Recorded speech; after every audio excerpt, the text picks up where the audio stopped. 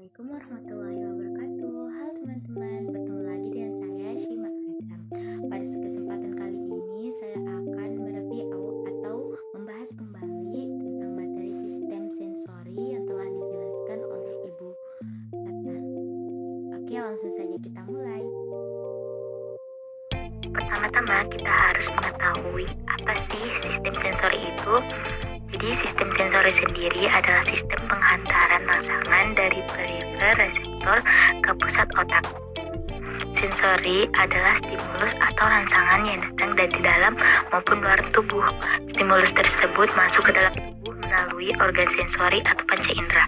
Adapun macam-macam organ sensori atau panca indera tersebut, yang pertama adalah mata sebagai penglihatan, yang kedua ada telinga sebagai pendengaran, yang tiga ada lidah sebagai perasa, yang keempat ada hidung sebagai penciuman, dan yang kelima ada kulit sebagai peraba.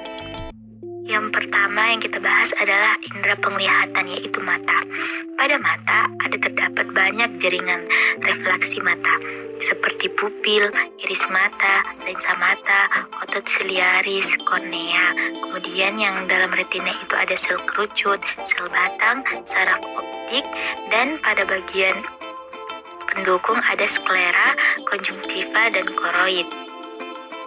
Jaringan refraksi mata yang memfokuskan cahaya sehingga bisa melihat gambar dengan jelas, itu semua yang di atas. Adapun letak mendetailnya yaitu pupil bagian gelap di tengah mata. Itu tugasnya merespon cahaya yang masuk. Kalau terang akan menutup 1 mm untuk melindungi retina dari cahaya yang sensitif. Kemudian iris mata. Iris mata itu bagian di sekeliling pupil yang bertugas untuk mengontrol ukuran pupil dan intensitas cahaya yang dapat masuk ke retina. Kemudian ada lensa mata. Lensa mata itu yang berbentuk cebung transparan. Cahaya ketika masuk ke pupil mencapai lensa. Tugasnya memfokuskan cahaya ke retina. Fokus lensa mata akan berkurang dengan bertambahnya usia. Kemudian ada siliaris. Siliaris ini melekat pada lensa. Tugasnya sebagai akomodasi lensa untuk mengatur bentuk lensa dalam proses cahaya. Kemudian kornea. Kornea itu lapisan transparan yang melindungi pupil. Iris mata, bilik mata depan yang berfungsi sebagai sistem fokus atau utama.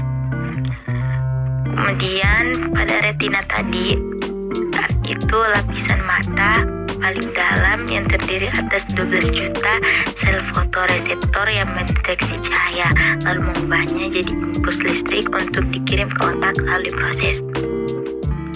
Yang pertama ada sel fotoreseptor. Sel fotoreseptor ini mengandung protein yang sangat sensitif terhadap cahaya yang bernama opsins. Kedua, sel fotoreseptor utamanya yang bertugas mengirimkan impuls listrik ke otak adalah sel kerucut dan sel batang. Nah, sel kerucut terletak di pusat retina atau yang disebut makula. Sel kerucut tersebut padat di lubang kecil di tengah makula yang disebut sebagai fovea. Sel kerucut bertanggung jawab pada penglihatan warna yang fokus. Terdapat 3 jenis sel kerucut, yaitu sel kerucut pendek atau biru, sel kerucut tengah atau hijau, dan sel kerucut panjang atau merah. Sel kerucut bekerja dalam cahaya normal dan membuat kita bisa membedakan warna. Yang kedua ada sel batang. Sel batang ini terletak di tepi retina dan bekerja dalam tingkat cahaya rendah.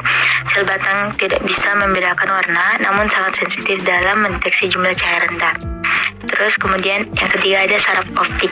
Saraf optik ini adalah kumpulan saraf tebal yang bertugas mentransmisikan impuls dari retina ke otak. Terdapat sekitar 1 juta resep retina yang disebut sel ganglion. Kemudian sel ganglion berfungsi sebagai pengantar informasi cahaya dari retina ke otak. Setiap bagian sel ganglion memuat informasi cahaya yang berbeda. Mata dapat melihat dalam bentuk 3D dengan membandingkan impuls dari kedua mata dari otak. Impuls cahaya akan sampai ke otak lalu berakhir di konteks visual, yaitu bagian otak yang khusus membuat informasi visual. Kemudian ada yang dibilang bagian pendukung mata yang tadi kan ya. Bagian yang ketiga, kita bahas satu-satu. Yang pertama ada sklera. Sklera itu bagian putih pada mata yang berfungsi melindungi bola mata. sklera memiliki tekstur berserat untuk menjaga bentuk mata. Kemudian ada konjungtiva, yaitu selaput transparan yang berbentuk tipis untuk menutupi sebagian besar sklera dan bagian dalam kelopak mata. Berfungsi sebagai pelumas mata dan melindungi mata dari mikroba. Dan yang ketiga ada koroid. Koroid inilah yang menjadi lapisan jaringan ikat yang menghubungkan antara retina dan sklera.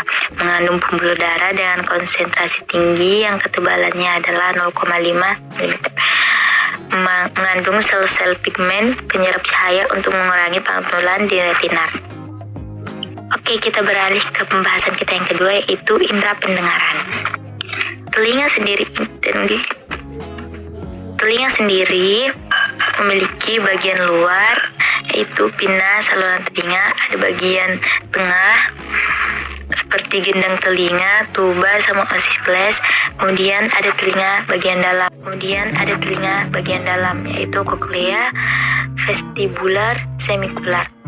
Nah, mari kita bahas satu-satu. Telinga bagian luar ya, fungsinya sebagai corong, miring, atau megafon untuk mengalirkan getaran udara ke gendang telinga, sebagai lokalisasi suara, dan semua isyarat diinterogasikan oleh otak untuk menentukan lokasi sumber suara itu dari bagian luar telinga. Kemudian bagian tengah telinga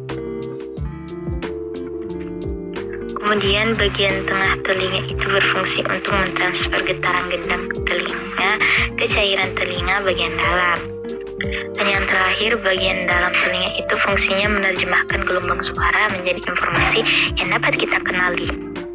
Oke, kita lanjut ke indera yang ketiga, yaitu lidah sebagai indera perasa atau pengecap. Di lidah ini terdapat 3 juga bagian. Ada radix lingua, yaitu pangkal lidah, ada dorsum lingua, yaitu punggung lidah, sama ada apex lingua, yaitu ujung lidah. Nah, lidah bagian atas memiliki bentuk seperti huruf V. Huruf V pada lidah tersebut dengan sulcus terminal. Fungsi dari bagian atas lidah adalah untuk mengecap rasa, sebab permukaan atas lidah akan bersentuhan langsung dengan makanan atau minuman yang masuk ke dalam mulut manusia. Kedua, ada akar lidah. Letaknya di antara tulang tiroid dan juga di bagian rahang bawah lidah.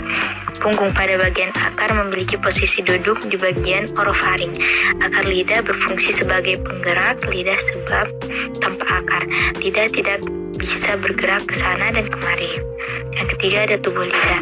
Bagian besar lidah, 2/3 adalah tubuh lidah. Di dalam tubuh lidah akan ada permukaan kasar dengan nama papila lingual.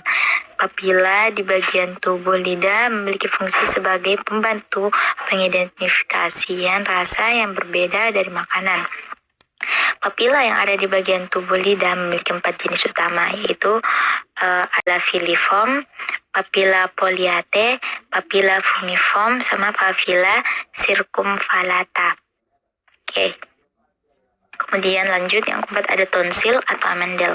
Tonsil atau amandel ini adalah tonjolan di sebelah kanan dan kiri korongga mulut.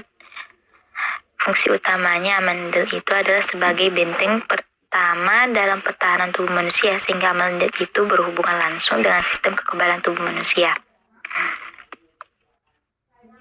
Kemudian yang kelima ada adenoid. Adenoid merupakan bagian dari lidah yang memiliki fungsi untuk memerangi infeksi. Jika ada kuman dan bakteri dicap oleh lidah, adenoid inilah yang bertugas untuk memerangi kuman dan bakteri tersebut. Yang keenam ada kuncup lidah. Kuncup lidah ini merupakan struktur yang ada di bagian permukaan lidah. Tugasnya itu sebagai pencipta resep untuk rasa. Kuncup lidah bisa mencap rasa manis, asam, pahit, dan asin. Kemudian yang ketujuh ada frenulum. Ini merupakan bagian lidah yang berbentuk lapisan tipis jaringan yang berguna untuk menghubung antara lidah dengan dasar mulut. Kemudian ada otot lidah. Nah, tanpa otot lidah, lidah tidak bisa digerakkan. Otot di dalam lidah terbagi menjadi 2 kelompok, yaitu kelompok lidah intrinsik dan kelompok lidah ekstrinsik. Otot intrinsik memiliki fungsi dalam pengubah bentuk lidah, dan otot ekstrinsik memiliki fungsi berupa mengubah posisi lidah. Kemudian yang keempat ada indera penciuman.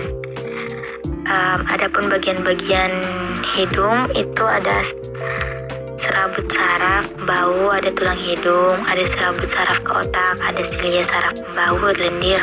Ya, pokoknya itu, dan mari kita bahas satu-satu. Hidung terdiri dari hidung bagian luar. Nah, hidung kan memiliki 2 lubang yang secara anatomis disebut sebagai nares. Kedua lubang hidung dipisahkan oleh struktur yang terbuat dari tulang rawan, disebut sebagai septum. Secara keseluruhan, bagian luar hidung yang terbentuknya terlihat seperti segitiga dinamakan meatus eksternal. Selain tulang rawan, meatus eksternal juga terdiri dari kulit dan jaringan lemak. Di hidung bagian luar juga terdapat otot yang membantu dalam membentuk ekspresi wajah. Kemudian ada rongga hidung, ada membran mukosa, terus ada lubang sinus itu ada 4, ada sinus etmoidal, ada sinus frontalis, ada sinus sphenoidal. Fungsi hidung dalam sistem pernapasan itu, hidung merupakan pintu masuk udara yang utama. Udara yang masuk kemudian akan diolah rongga hidung seperti dilembabkan dan dihangatkan agar lebih layak masuk ke paru-paru. Kemudian fungsi hidung dalam sistem pertahanan tubuh itu, di rongga hidung, udara melalui proses penyaringan. Proses ini dilakukan oleh lendir lengket yang terdapat di membran mukosa. Lendir tersebut akan menangkap debu, bakteri maupun partikel-partikel penyebab penyakit. Nah, fungsi hidung dalam sistem pertahanan tubuh itu, fungsi hidung selain lendir yang bisa disebut ingus, kotoran yang disaring oleh rambut halus yang bernama silia. Dengan begitu, udara yang masuk ke dalam paru-paru adalah udara yang bersih. Itulah sebabnya hidung dianggap sebagai organ penting dalam sistem pertahanan tubuh. Kemudian fungsi hidung yang lain itu yaitu mencium aroma makanan dan merasakan makanan. Itulah sebabnya saat hidung sedang mampet, makanan yang kita konsumsi pun terasa kurang baik. Saya kira itu semua materi yang telah saya pelajari sebelumnya. Semoga bermanfaat bagi yang nonton. Saya ucapkan terima kasih. Sampai jumpa di video berikutnya.